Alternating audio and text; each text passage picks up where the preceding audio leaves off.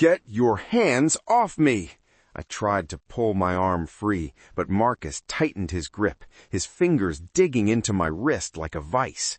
Officers, arrest this woman! She's trespassing, she's violent, and she refused to leave when I told her to. 2 police officers stood in the lobby, hands hovering near their belts. The red and blue lights from their car outside painted everything in flashes of color. One officer stepped toward me. "Ma'am, you need to come with us." I looked at my watch. Then I looked Marcus dead in the eyes. "You have 10 seconds to let go of me before you lose everything." Marcus laughed. "Did you hear that, officers? She's threatening me now." I stayed calm, ice cold. 10, 9, 8. The officer's hand moved to his taser. "Ma'am, stop counting or I will tase you." 7, 6. My heartbeat pounded in my ears. Everything felt like it was moving in slow motion. 5.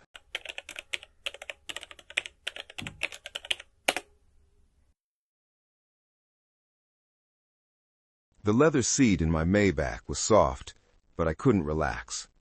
I stared at the faces on my laptop screen. 5 board members, all looking worried. "Naya, we've had 12 complaints this quarter alone," Mr. Chen said, adjusting his glasses. "All from the downtown branch, all from Black and Latino employees." "And let me guess," I said, "Marcus denies everything?" "Every single time," Mrs. Rodriguez added. "He's careful. No emails, no texts, just verbal abuse that nobody can prove." I closed my laptop. "Then I'll get you proof." "Naya, you're the CEO of a billion-dollar company," Mr. Chen said. "You don't have to do this yourself." "Yes, I do." I looked at my reflection in the tinted window. Designer suit, diamond earrings, the face that had been on Forbes magazine last month. Because Marcus doesn't know what I look like. He's only been with the company for 3 months, and he's never been to a headquarters meeting. I reached into my bag and pulled out a hoodie. Old, gray, the same one I wore when I was coding in my garage 7 years ago, living off ramen noodles and hope. If he's really a racist, he'll show me. He won't be able to help himself. 10 minutes later, I stepped out of the car 3 blocks from the office. No makeup, hair in a simple ponytail, hoodie, leggings, and sneakers. I looked at myself in a store window. Perfect. I looked exactly like the kind of person Marcus would hate. The downtown branch was beautiful, all glass and steel, with marble floors that clicked under my sneakers. I'd designed this building myself, chosen every detail, and now I was walking in like a stranger. A security guard at the desk looked up. He was older, black, with kind eyes. His name tag said Jerome. "Morning," I said with a smile. "Good morning, miss. Who are you here to see?" Before I could answer, the elevator dinged. A man stepped out, white, maybe 40, wearing a suit that cost more than most people's rent. His hair was slicked back, and he had the kind of smile that didn't reach his eyes. Marcus. He was on his phone, laughing loudly. "Yeah, Jerry, I'm telling you, this branch is printing money now. Know why? Because I got rid of all the dead weight. You know the type I'm talking about." He hadn't seen me yet. I stood there, watching. Then his eyes landed on me. The smile died. He ended his call without saying goodbye. "Jerome, why is there an unauthorized person in the main lobby?" Jerome looked confused. "Sir, she just arrived." "I don't care. We have protocols." He turned to me, his voice shifting to that fake polite tone people use when they're being condescending. "Miss, I'm sorry, but we have a strict solicitation policy. Are you here to deliver something?" "I'm here for the job opening." Marcus looked me up and down, not quick, slow, deliberate, making sure I felt it. "The job opening, I see." He paused. "Can I be honest with you?" "Please."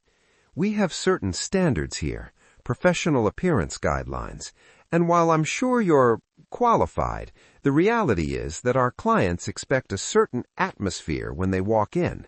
He gestured vaguely at my clothes. "The hoodie, the casual attire, it's just not corporate ready. It disrupts the workflow." My clothes disrupt the workflow? Your entire presentation does.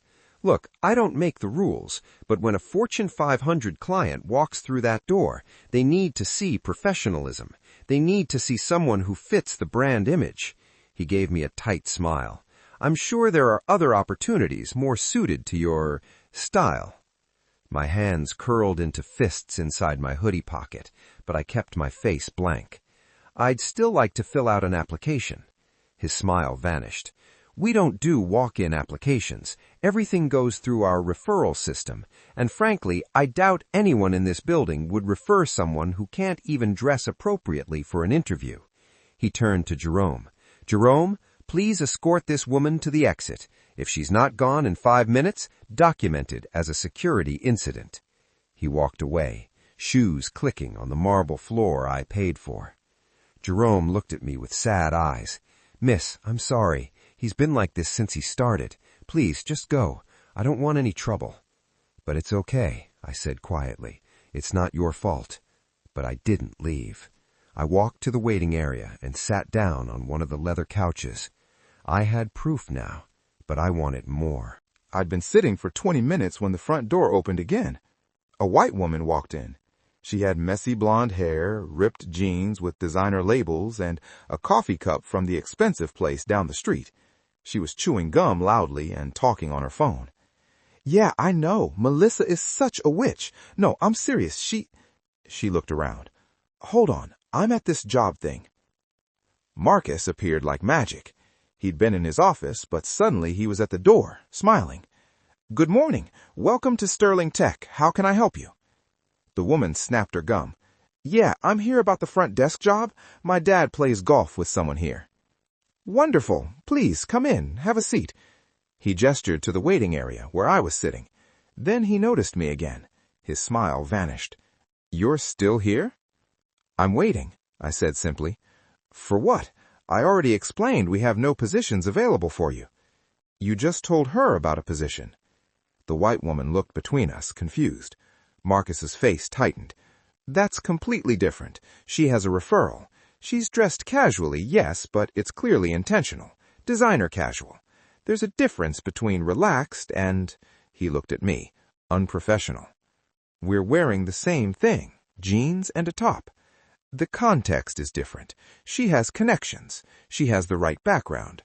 Look, I don't have time to explain social capital to you. He stepped closer, lowering his voice. Between you and me, you're wasting your time here. This isn't the kind of place for people from your neighborhood. Try retail, try service industry, something where the dress code is more flexible. My neighborhood? You know what I mean. Look at you. Look at where you probably came from today. This is a professional environment. We can't have people walking in off the street disrupting our corporate culture. A young guy came running from the back offices. He was maybe 22, wearing khakis and a polo shirt, carrying a huge box of boxes. He wasn't watching where he was going. He tripped. Boxes went everywhere, papers flying across the marble floor like snow. Oh no! Oh no! Oh no! The kid dropped to his knees, scrambling to pick everything up. His hands were shaking. I knelt down and started helping him. Thank you so much, he whispered. His name tag said Leo, intern. Marcus's voice cut through the lobby like a knife. Leo, are you serious right now? Leo flinched. I'm sorry, Mr. Brennan. I was just... You're always just something. Do you know how much those client files are worth? Do you have any idea how incompetent you look? Marcus stormed over, not bothering to help. This is exactly why I said unpaid internships are a waste. You people treat this like a joke. Hey, I said, standing up. It was an accident. Marcus turned his anger on me. And you're still here. Of course you are. Let me make this crystal clear since you apparently don't understand professional boundaries. He pulled out his phone. I'm documenting this as a security incident. You were asked to leave. You refused. That's trespassing. I'm sitting in a public lobby. This is private property, my property as far as you're concerned, and I have the right to remove anyone who doesn't belong here. He typed something on his phone. Jerome, get over here. Jerome stood up slowly from his desk. He looked miserable. Jerome, I'm putting this in writing. This woman was asked to leave 30 minutes ago. She's still here. I want her removed from the building immediately, or I'm writing you up for failing to maintain security protocols. Do you understand?" Jerome's shoulders slumped. "Sir, she's not causing any trouble. She's loitering. That's trouble. Now do your job or lose it." I stood up. "Hey, Jerome, it's okay." But as I turned toward the door, I pulled out my phone. Marcus saw it. His eyes went wide. "What are you doing?" "I'm calling someone." "You don't care who you're calling. You're probably calling your gang, trying to intimidate me." He reached out and slapped my phone out of my hand. It hit the marble floor with a crack. The screen shattered. The lobby went silent. Leo gasped. Jerome took a step forward. "Mr. Brennan, you can't." "I can do whatever I need to do to protect this company. She was threatening me, using her phone as a weapon." He pulled out his own phone, hands shaking. "That's it. I'm calling the police. I'm having you arrested for trespassing, threatening behavior, and destruction of company property." "I didn't destroy anything," I said quietly. "You disrupted my entire morning. You harassed my staff. You refused a direct order to leave." He was shouting now, his face red. "I'm sick of people like you thinking you can just walk in anywhere and demand respect. You have to earn it, and you haven't earned anything." I looked at my broken phone on the floor. Then I looked at him. "Go ahead. Call them." Marcus paced while talking to 911. "Yes, I need officers at Sterling Tech downtown immediately. I have an aggressive trespasser who assaulted me and is refusing to leave. Yes, she's still here. Please hurry." He hung up and smiled, a cold, satisfied smile. "You just made the biggest mistake of your life. You know what happens when you get arrested? It goes on your record. Good luck ever getting a job after this. Not that you had much chance anyway." Leo was still standing there, clutching his boxes. He looked at me with worried eyes. Marcus checked his watch. "Police response time is about 4 minutes. I've called them before for situations like this. They're very efficient in this neighborhood, very protective of businesses like ours." "Businesses like yours?" I repeated.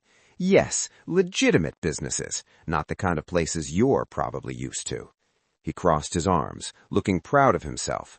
"You think this is unfair? This is reality. This is how the world works. Some people belong in certain spaces, others don't, and the sooner you learn that, the better off you'll be." Jerome stood at his desk, frozen. He wouldn't look at anyone. "You know what's funny?" Marcus continued. "I actually did you a favor today. I taught you a valuable lesson about knowing your place, about understanding that you can't just go wherever you want, dress however you want, and expect people to take you seriously. Ha! Your parents should have taught you that, but I guess they were too busy with other things." The sound of sirens filled the air, getting closer. Marcus grinned. "Hear that? That's reality coming for you." 2 police cars pulled up outside, lights flashing. 4 officers got out. They walked through the glass doors, hands resting on their belts. "Officers, thank God you're here." Marcus pointed at me. "That woman has been harassing me and my staff for over an hour. She assaulted me, destroyed company property, and refused multiple direct orders to leave the premises. I want her arrested immediately." One of the officers, a tall white guy with a mustache, looked at me, then at Marcus, then back at me. "Ma'am, what's your side of this?" "That's not true," I said calmly. "She's lying," Marcus interrupted. "I have a witness. Jerome, tell them what you saw, sir." Jerome looked at the floor. I saw Mr. Brennan knock her phone out of her hand, sir, not the other way around." Marcus's face went purple. "Jerome, you're fired! Right now! Fired!" "Sir, calm down," the officer said. "Let us handle this." He turned to me. "Ma'am, I'm going to need you to stand up and come with us. We'll sort this out at the station." The second officer, a black woman, stepped forward. "Please turn around and put your hands behind your back." I stood up slowly. I checked my watch. The GPS tracker showed Henderson was 1 block away. I just needed to buy a few seconds. I looked Marcus dead in the eyes. "You have 10 seconds to let go of this before you lose everything." Marcus laughed. "Did you hear that, officers? She's threatening me now." I stayed calm, ice cold. 10, 9, 8. The officer's hand moved to her taser. "Ma'am, stop counting or I will tase you." 7, 6. My heartbeat pounded in my ears. I could see the reflection of headlights in the glass doors. He was here. 5. Crash! The front door burst open.